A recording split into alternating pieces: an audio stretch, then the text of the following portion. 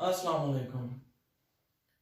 हमारा next topic है chapter 13 का प्रिपरेशन ऑफ कार्बोक्सिलिक एसिड्स। इस टॉपिक में हम different methods of preparations of carboxylic acids हम पढ़ेंगे। 5 से 6 मेथड्स यहाँ डिस्कस किए गए हैं। हम सबको स्टेप बाय स्टेप करते हैं। तो सबसे पहले है from primary alcohols and aldehydes. From primary alcohol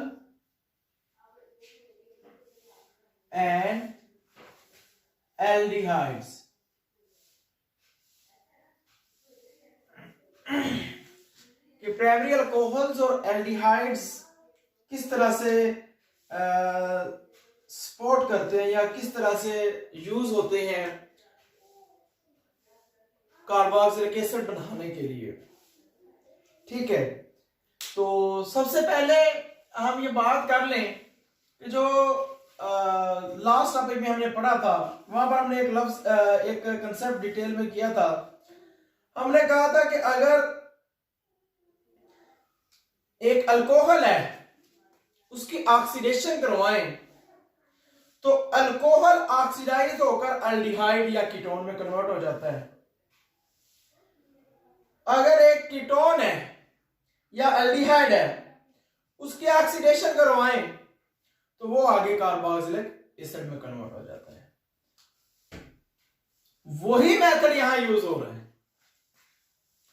हम अल्कोहल लेंगे, उसकी ऑक्सीडेशन करवाएंगे, फिर आगे जो बनेगा अल्डिहाइड हम उसकी ऑक्सीडेशन करवाएंगे तो आपके पास क्या बन जाएगा, कार्बोक्सिलिक एसिड। तो प्राइमरी अल्कोहल हम कॉमनली यूज करते हैं। हम लेते हैं जी एक प्राइमरी अल्कोहल आपके पास है CH3CH2OH। एथानॉल है इस कंपाउंड का नाम, इस अल्कोहल का नाम आपको पता है। इसके आपने करवा दिया ऑक्सीडेशन। लास्ट टाइम हमने देखा था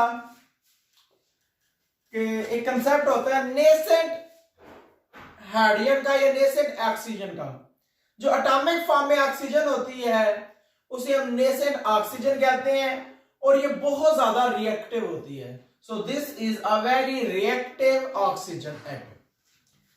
ठीक है, तो यहां कैटलिस्ट जो यूज होता है जी वो होता है K2Cr2O7 और H2SO4। ये दो बेसिक कैटलिस्ट हैं यहां यूज होते हैं।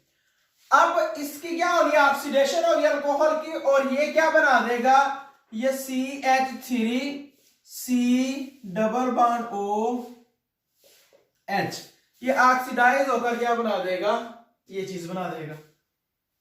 ठीक है, पीछे आप देखें गौर से कि यहां पर CH3CHO बन गया है तो पीछे कितना बन रहा है, एक इधर से हाइड्रोजन बच रहा है, एक इधर से हाइड्रोजन बच रहा है और एक ऑक्सीजन बच रहा है। तो प्लस आपके पास क्या बना देगा, ये वाटर।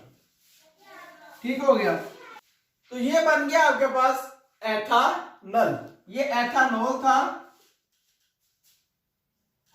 और इसकी ऑक्सीडेशन हुई तो क्या बन गया, एथानॉल। अब वो जो एथानॉल है उसको ले ले CH3C♯OH उसको यूटिलाइज करें, मजीद उसकी ऑक्सीडेशन करवाएं। कैटलिस्ट आपके पास K2Cr2O7 वही है, H2SO4 as a second catalyst है। अब इसकी फर्दर ऑक्सीडेशन होगी और ये क्या बना देगा, CH3C♯O। जस्ट ये ऑक्सीजन इस हाइड्रोजन के साथ ऐड अप हो जाएगा और ये बना देगा OH। ये क्या बन गया, एथानोइक एसिड। नॉमेनक्लेचर अगर आपने पढ़ा हुआ है कार्बोक्सिलिक एसिड का तो वहां पर आपको पता होगा कि 2 कार्बन वाला जो एसिड होता है उसे आप एथानोइक एसिड कहते हैं। ठीक है, तो ये जो एक सिंपल सा 2 स्टेप रिएक्शन है। फिर आपकी बुक में लिखा हुआ है from primary alcohol and aldehydes, मतलब एल्डिहाइड भी यूटिलाइज होगा। तो कहने का मतलब ये है कि अगर आप अल्कोहल नहीं यूज कर रहे, प्राइमरी अल्कोहल नहीं यूज कर रहे, आप डायरेक्ट एल्डिहाइड से भी कार्बोक्सिलिक एसिड बना सकते हैं। मतलब अगर इसी रिएक्शन को मैं ऐसे लिख दूं, ये रिएक्शन है कि आप डायरेक्ट एल्डिहाइड से कैसे बनेगा, तो सिंपली आप क्या करें, पहला स्टेप ना लिखें, आप ऐसे लिख दें CH3 C double bond OH plus इसकी ऑक्सीडेशन कर दिया मैंने in the presence of same catalyst K2 Cr2O7 Cr2O7 H2SO4, तो आपके पास ये क्या बना देगा CH3 C double bond OH ethanoic acid. ठीक हो गया। तो ये आपके पास बेसिक कंसेप्ट है कि अगर आपने प्राइमरी अल्कोहल से बनाना हो तो कैसे बनाएंगे, या अगर आपने डायरेक्ट एल्डिहाइड से बनाना हो तो कैसे बनाएंगे। आपकी बुक पे एक लाइन लिखी हुई है कि जो एल्डिहाइड्स हैं ये इजीली ऑक्सीडाइज हो जाते हैं। तो ये असल में एक कंपैरिजन आ जाता होता है एल्डिहाइड और कीटोन का, जिसमें ये क्लियर बात होती है कि जो एल्डिहाइड होते हैं वो ज्यादा रिएक्टिव होते हैं due to the carbonyl group at the end of the chain. Aldehyde क्या होते हैं, ज्यादा रिएक्टिव होते हैं, कीटोन लेस रिएक्टिव होते हैं।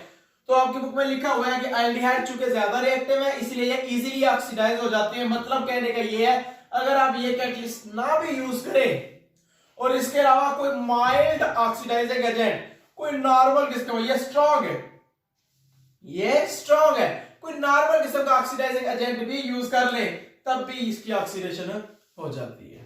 ठीक हो गया। तो ये था from primary alcohols and aldehydes. Second है फ्रॉम अल्केन नाइट्रल्स। अल्केन नाइट्रल से है जी, ये आपने रिएक्शन पढ़ा हुआ है पहले, जैसे पिछला रिएक्शन अभी आपने पढ़ा हुआ था, ये रिएक्शन भी आप लोगों ने पढ़ा हुआ है। लास्ट चैप्टर में जब हम पढ़ रहे तो हमने बात की थी कि अगर साइनाइड ग्रुप हो किसी भी चेन के अंदर और उसकी आप हाइड्रोलिसिस कर दें, क्या कर दें, इसकी हाइड्रोलिसिस कर दें, इसकी हाइड्रोलिसिस अगर आप कर दें तो क्या बन जाता है, ये ग्रुप जो है ये कन्वर्ट हो जाता है किसमें, कार्बोक्सिलिक एसिड ग्रुप में। ये आपने लास्ट चैप्टर में ये कंसेप्ट पढ़ा था, जहां पर आपने एडिशन ऑफ HCN पढ़ा था, वहां पर एक एक्स्ट्रा स्टेप आपने ये पढ़ा था। तो हम इसी तरह के रिएक्शंस यहां पर करेंगे कि अल्केन नाइट्रल्स किस तरह से इन्वॉल्व होता है। आपके पास है एक कॉमन सा कंपाउंड है CH3 C triple bond N, ठीक है, ये एक मिथाइल नाइट्रल है। ठीक है, अच्छा ये आपके पास आ गया। जस्ट आपने करना क्या है, जस्ट आपने इसकी कर देनी है हाइड्रोलिसिस, मतलब वाटर के साथ इसका कर देना है reaction in the presence of acid, कोई एसिड हो या कोई बेस हो, एसिड हाइड्रोलिसिस कर ले या आप क्या कर ले, बेस हाइड्रोलिसिस कर ले, इनमें से कुछ भी आप कर सकते हैं। तो अगर आप इसकी हाइड्रोलिसिस करें तो ये सिंपली ये ग्रुप किसमें कन्वर्ट हो जाता है, CH3 C डबल OH में। बाई प्रोडक्ट क्या बनते हैं वो एक सेपरेट चीज है, उसको आप ना भी लिखे तो काम चल सकता है। ठीक हो गया। वैसे आपके पास यहां बन जाता है NH4Cl। ठीक है, बाई प्रोडक्ट होता है जब आप ऑर्गेनिक कंपाउंड्स की रिएक्शंस करते हैं। ठीक है, तो आपका मेन प्रोडक्ट होना लाजमी है, बाई प्रोडक्ट आपसे स्किप भी हो जाए, ना भी लिख सके तो उससे काम चल जाता है, मार्क्स नहीं करते। ठीक है, तो ये बेसिक था आपके पास कि सिंपली क्या हुआ, हाइड्रोलिसिस आपने कर दी है उस साइनाइड ग्रुप की।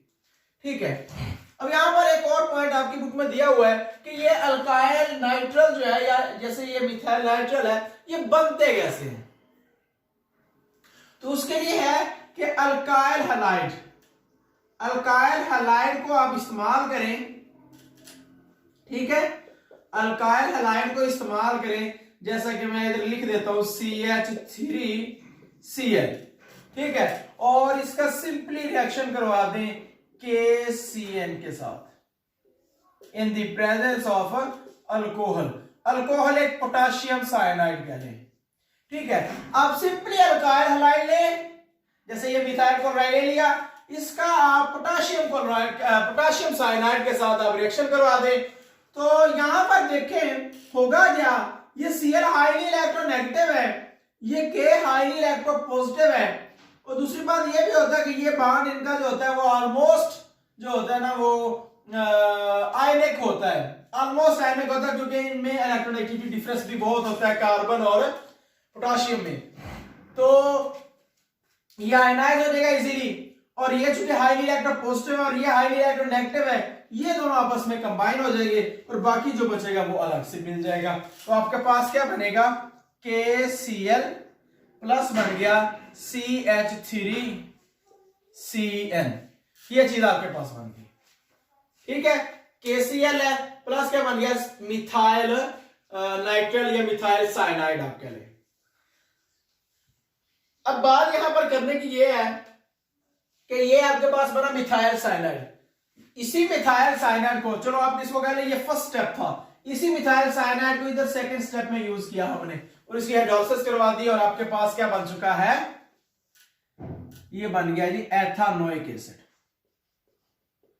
अब बात यहां पर ये ध्यान में रखने की है कि जिस अल्काइल हैलाइड से आपने स्टार्ट लिया है उससे जो एंड प्रोडक्ट एसिड बन रहा है वो क्या है, वो उससे एक कार्बन ज्यादा है, मतलब ये बना है 2 कार्बन वाला एसिड एथानोइक एसिड, और हमने स्टार्ट लिया था 1 कार्बन वाले अल्काइल हैलाइड से। तो ये आप थोड़ा सा कंसेप्चुअली ध्यान में रखें कि हमेशा जब अल्काइल हैलाइड की उसकी साइनाइड के साथ पोटाशियम साइनाइड के साथ रिएक्शन करवाएंगे और उसके आगे हाइड्रोलिसिस करवाएंगे, तो जहां से स्टार्ट होगा जहां पर खत्म होगा 1 कार्बन ज्यादा वाला एसिड बनेगा, ठीक है। तो आपके पास hydrolysis of alkyl cyanide yield acid having 1 more या 1 ग्रेटर कार्बन नंबर, ठीक है। तो ये आपने ध्यान में रख लेना है। तो ये आपके पास क्या है, अल्काइल साइनाइड से है। नेक्स्ट है from Grignard reagent. Grignard reagent आपको पता है इथाइल मैग्नीशियम ब्रोमाइड को कहते हैं, ठीक है, या अल्काइल मैग्नीशियम ब्रोमाइड को कहते हैं। तो इसमें हम सिंपली क्या करेंगे, कार्बन डाइऑक्साइड ऐड करेंगे और फिर उसके आगे एसिड हाइड्रोलिसिस कर देंगे, तो आपके पास जो है एंड प्रोडक्ट में क्या बन जाएगा, आपके पास कार्बोक्सिलिक एसिड बन जाएगा, ठीक है। तो हम स्टार्ट लेते हैं जी। आपने ले लिया CH3 CH2, आगे आपके पास है Mg और फिर है Br, ये पार्शियल नेगेटिव, ये पार्शियल पॉजिटिव, ये पार्शियल नेगेटिव, और हमने इसमें ऐड कर दिया किसको, C डबल बॉन्ड O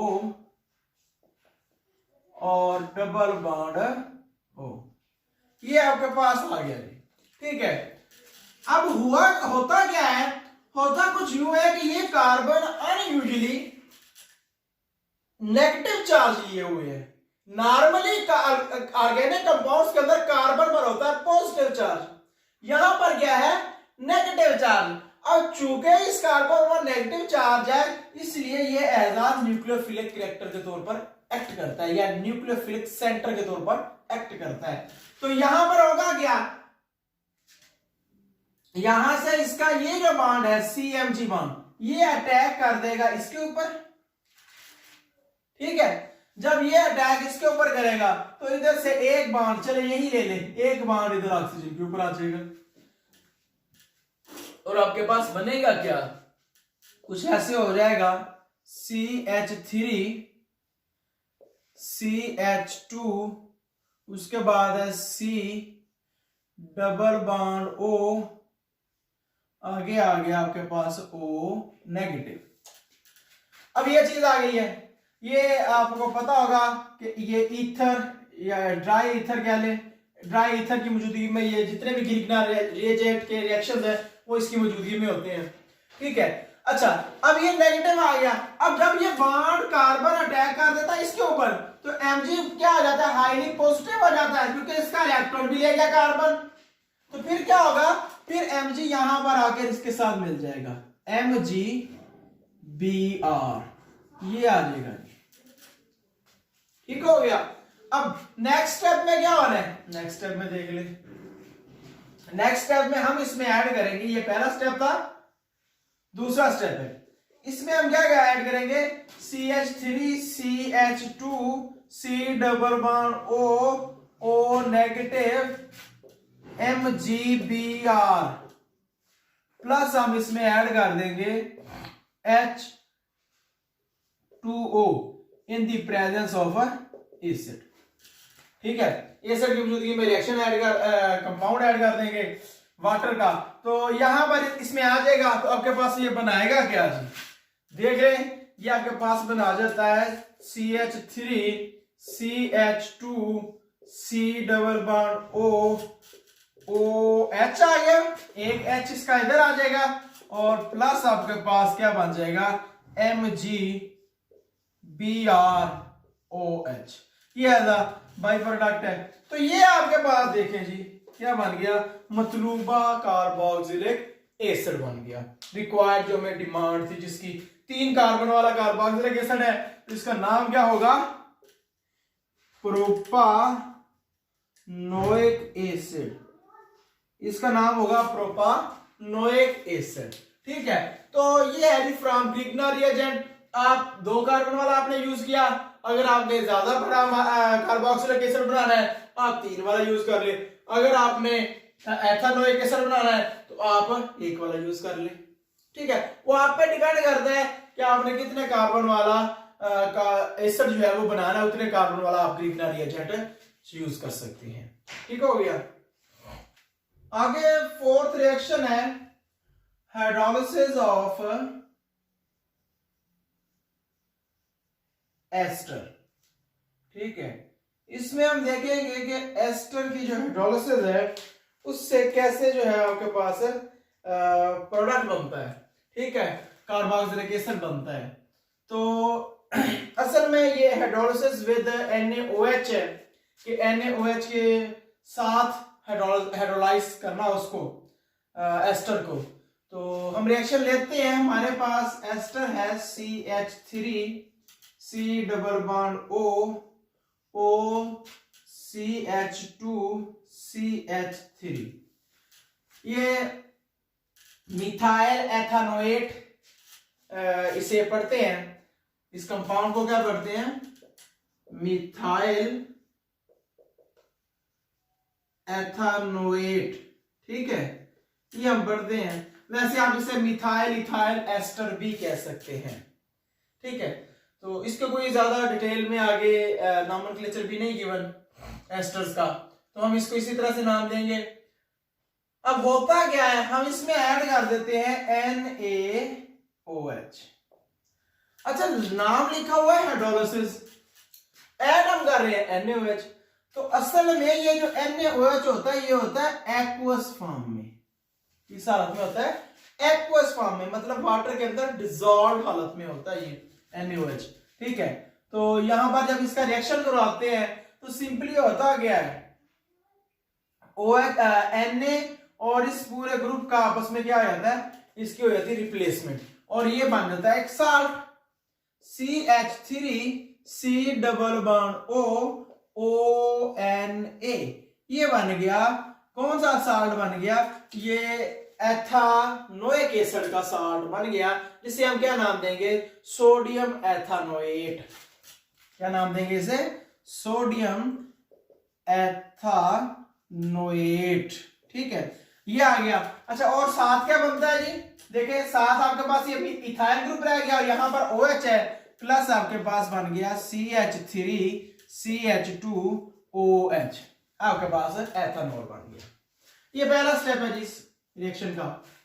ठीक है, अब आपके पास जो बना सोडियम साल्ट ऑफ एथानोइक एसिड, आपको पता है इसकी सिंपली आप क्या करते हैं, आप इसके अंदर इसका रिएक्शन करवा दें एसिड के साथ, HCl के साथ, क्योंकि हमें सिर्फ एक प्रोटॉन चाहिए जो Na को रिप्लेस कर दे। तो हमारे पास क्या आ जाएगा, CH3 C11O ONA plus HCl। क्या बनेगा, CH3 C11O OH plus NaCl, ये सॉल्ट बन गया। ये आपके पास बन गया एथानोइक एसिड। ठीक है, तो ये है फ्रॉम हाइड्रोलिसिस ऑफ एस्टर्स। तो ज़हन में बात यही रखने वाली है कि जो यहाँ सोडियम हाइड्रोक्साइड यूज होता है वो एक्वस फॉर्म में यूज होता है।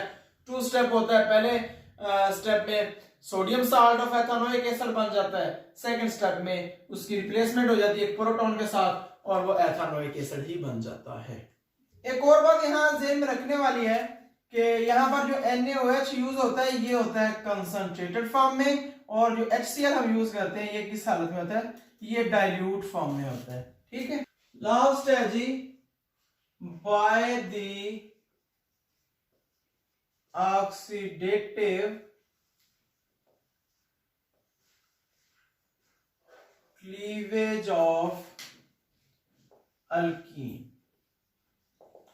लास्ट में हम देखते हैं कि जो अल्कीन है उसके ऑक्सीडेटिव क्लीवेज के जरिए किस तरह से हमारे पास आगे जो है कार्बोक्सिलिक एसिड बनता है। ठीक है, ये क्लीवेज हमारे पास होती है in the presence of alkaline KMNO4, मतलब बेसिक KMNO4 की मौजूदगी में ये रिएक्शन होता है। होगा क्या जी, simply CH3 CH double bond CH3, जब इसको हम KMNO4 और बेस मतलब बेसिक KMNO4 की मौजूदगी में जब इसको हम हीट करते हैं तो ये यहां से ब्रेक डाउन हो जाता है, ऑक्सीडेटिव क्लीवेज हो जाती है और ये आपके पास बना देता है CH3 COOH, 2 मॉलिक्यूल इसके बना देता है।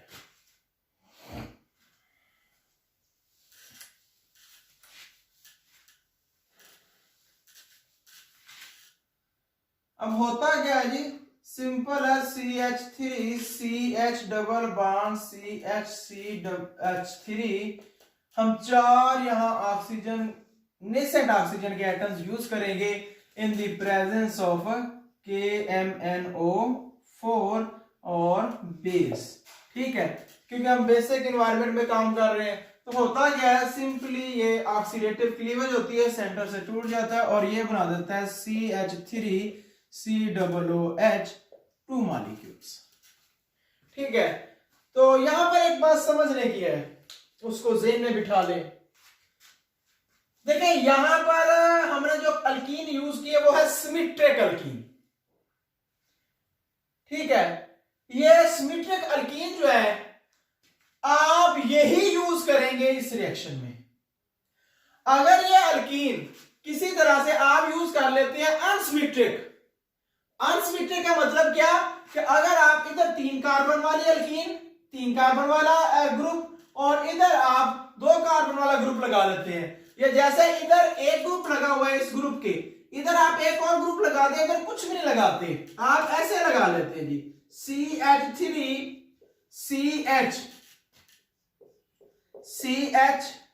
CH2 CH3। जब ये मॉलिक्यूल का आप रिएक्शन करवाएंगे, उसके ऑक्सीडेटिव क्लीवेज करवाएंगे तो सेम प्रोडक्ट नहीं बनेगा, डिफरेंट प्रोडक्ट बनेंगे। ठीक है, वो एक डिफरेंट डिस्कशन है, क्राइटेरिया उसके लिए होता है। टर्मिनल अल्कीन के लिए और प्रोडक्ट बनता है, मतलब अगर ये डबल बॉन्ड इधर होगा तो कोई और प्रोडक्ट बनेगा, अगर ये सेंटर में होगा कोई और प्रोडक्ट बनेगा, अगर ये अनसिमेट्रिकल होगा तो और प्रोडक्ट बनेगा। ठीक है, लेकिन अगर आप सिमेट्रिकल अल्कीन यूज करेंगे तो सिंपली क्या बनेगा, 2 कार्बोक्सिलिक एसिड्स बन जाएंगे। इस तरह से करेंगे कार्बोक्सिलिक एसिड भी बन जाएगा, साथ में कुछ और एल्डिहाइड कीटोन्स वगैरह भी बन सकता है। ठीक है, अगर ये टर्मिनल होगा तो कोई और प्रोडक्ट बनेगा। अब वो कौन सा बनेगा इसकी ज्यादा डिटेल में जाने की जरूरत नहीं है, तो बताने का मतलब सिर्फ यही है कि यहां पर जो हम अल्कीन यूज करेंगे वो सिमेट्रिक अल्कीन ही होनी चाहिए। ठीक हो गया। तो ये था जी रिएक्शंस, 4-5 रिएक्शंस थे सीधे सीधे कार्बोक्सिलिक एसिड की प्रिपरेशन के। तो अल्लाह हाफिज।